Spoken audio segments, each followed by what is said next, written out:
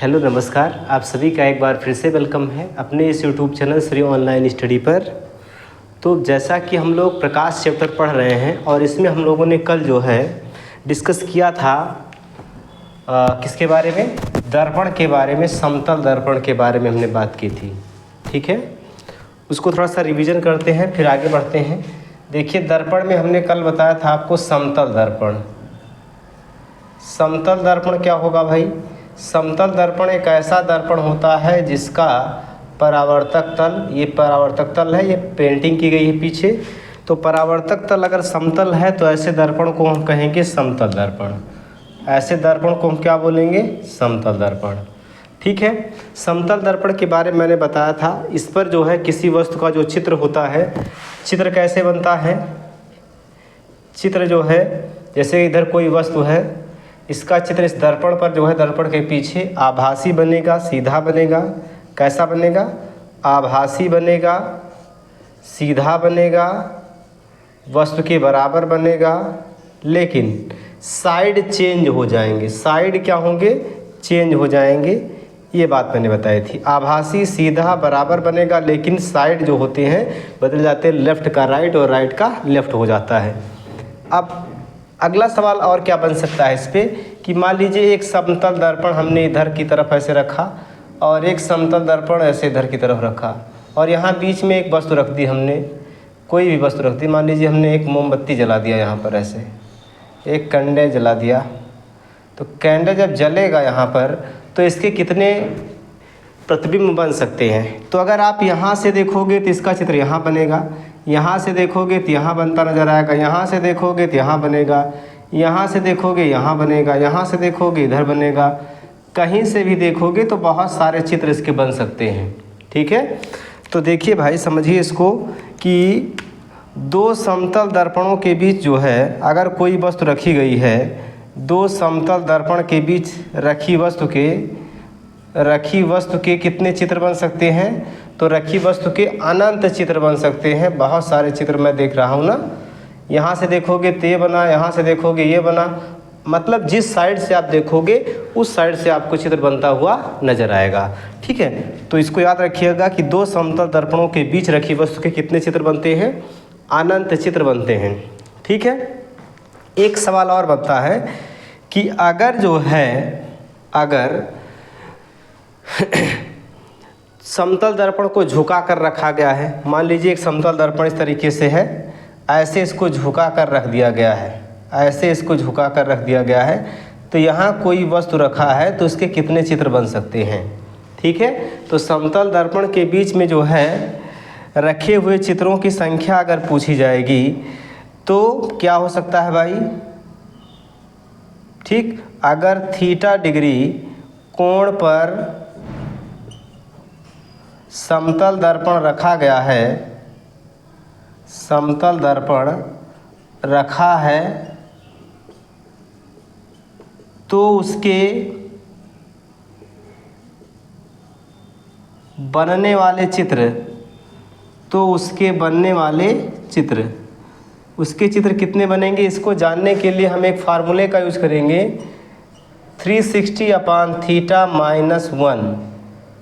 ये बराबर हो जाएगा चित्रों की संख्या। ठीक है, थीटा से भाग दे देंगे, जिस एंगल पर रखा गया उस एंगल से भाग दे देंगे 360 में, तो जितना मान आएगा वही मान क्या होगा भाई? वही मान होगा बनने वाले चित्रों की संख्या का।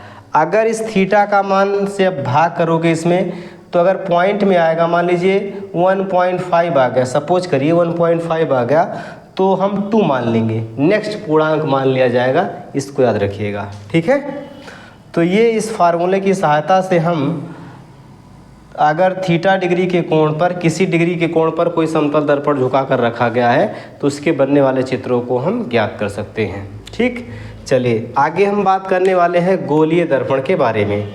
समतल दर्पण आपने देखा, अब बात करते हैं गोलीय दर्पण के बारे में कि गोलीय दर्पण क्या होता है और इस पर से सवाल कैसे बन सकते हैं। ठीक है भाई, तो गोलीय दर्पण जो होगा ये 2 प्रकार का होगा। कौन कौन सा होगा देखिएगा। तो जैसे गोलीय दर्पण की बात करें, गोलीय दर्पण गोलीय दर्पण ये दो प्रकार का होगा, एक होगा कॉनकेव और दूसरा होगा कॉन्वेक्स। अवतल कॉनकेव और अगला होगा उत्तल, या इसको बोलेंगे कॉन्वेक्स। कॉन्वेक्स, ठीक है, कॉनकेव और कॉन्वेक्स। स्ट्रक्चर से हम कैसे जानेंगे कि कौन सा कॉनकेव है कौन सा कॉन्वेक्स है? तो जिसका परावर्तक तल धंसा हुआ हो, ये परावर्तक तल है धंसा हुआ है, तो ये क्या होगा? कॉनकेव होगा। और अगर परावर्तक तल उभरा हुआ हो इस तरीके से, ये परावर्तक तल होगा, ठीक है, तो ये कौन सा होगा भाई? ये होगा उत्तल। और अगर धंसा हुआ है तो कौन सा होगा? अवतल होगा। क्लियर हुई बातें? जब इस पर प्रकाश की किरणें पड़ती हैं तो क्या होता है? देखिए, जैसे मान लीजिए कि ये है अवतल दर्पण है, और अवतल दर्पण पर जब प्रकाश की किरणें पड़ेंगी तो ऐसे रिफ्लेक्ट होकर किसी एक पॉइंट से गुजरती हुई नज़र आती हैं, ठीक है। यहाँ से गई, ऐसे मुड़कर चली गई फिर, ठीक है। और कोई किरण ऐसे जाती है, ऐसे मुड़कर चली जाती है। तो कुल मिलाकर इस पर ये देखा गया कि ये कहीं ना कहीं इस पर पड़ने वाली प्रकाश की किरणों को सिकोड़ रहा है, एक बिंदु पर पॉइंटेड कर रहा है, ठीक है।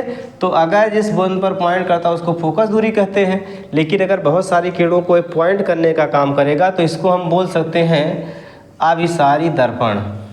कौन सा दर्पण? अभिसारी दर्पण। मतलब इस पर पड़ने वाली प्रकाश की किरणें सिकुड़ रही हैं, एक बिंदु पर सिकुड़ रही हैं, इस नाते इसको बोलते हैं अभिसारी दर्पण। इस पर क्या होता है कि अगर भैया इस पर जो है प्रकाश की किरणें पड़ रही हैं, ऐसे लाइट आ रही है इस पर, तो ऐसे लाइट जो है ये फैलती हुई नज़र आती है, प्रसारित होती हुई नज़र आती है, ठीक है। तो इस नाते इस दर्पण को, उत्तल दर्पण को बोलते हैं अपसारी दर्पण। कौन सा दर्पण बोलते हैं? अपसारी दर्पण कहते हैं। अपसारी दर्पण। अपसारी दर्पण किरणों को फैलाने का काम करता है, अभिसारी दर्पण किरणों को सिकोड़ने का काम करता है। अब हम एक एक पे अलग अलग बात करते हैं कि कौन कौन से दर्पण किस काम आते हैं और इनका जो है कैसे इन पर चित्र वगैरह बनते हैं, इसके बारे में जान लेते हैं। चलिए बात करेंगे हम अवतल दर्पण के बारे में। अवतल दर्पण जो होता है इसका परावर्तक तल धंसा हुआ होता है और इसको जो है हम अभिसारी दर्पण के नाम से भी जानते हैं, ठीक है। अब हम अवतल दर्पण पर जो है इसके चित्र को बनने की कंडीशन देख लेते हैं कि इस पर चित्र कैसे बनता है और क्या दशा होती है, ठीक है। तो देखिए, पहले ये जानिए कि जो है अवतल दर्पण के और नाम क्या हैं। तो इसको बोलते हैं अभिसारी दर्पण। अभिसारी दर्पण, ठीक है, इसको क्या बोलेंगे? अभिसारी दर्पण कहेंगे। और इस पर चित्र कैसे बनते हैं इसकी कंडीशन देखिए। चित्र बनाने के लिए हम इसकी अलग अलग पोजीशन देखेंगे कि कहाँ पर वस्तु को रखा जा रहा है और उनके चित्र कहाँ बन रहे हैं, ठीक है। चलिए देखते हैं।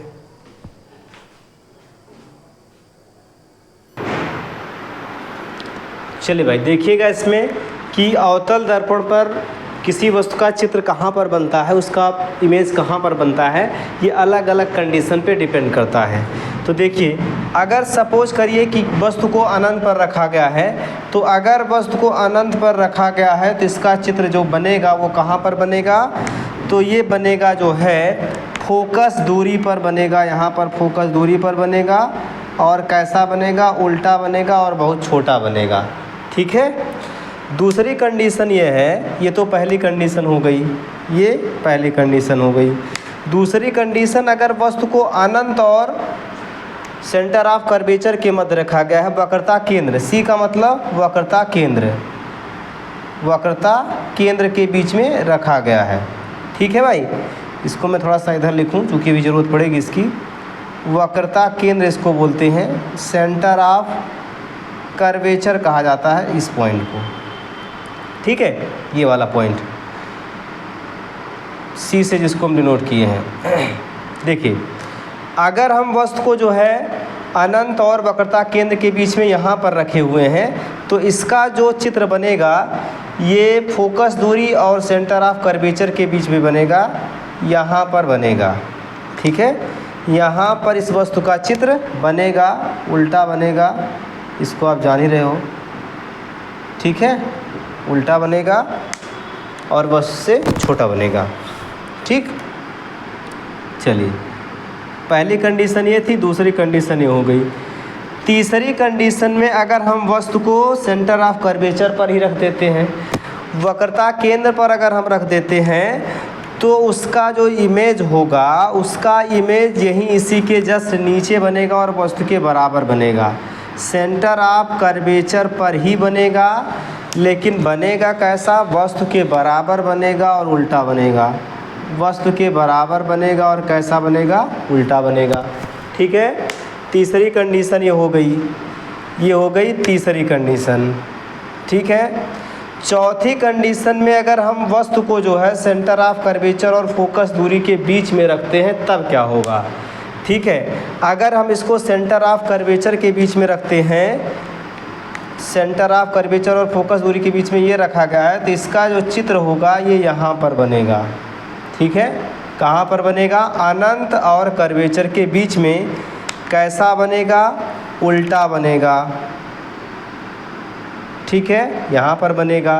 ये हो गई चौथी कंडीशन।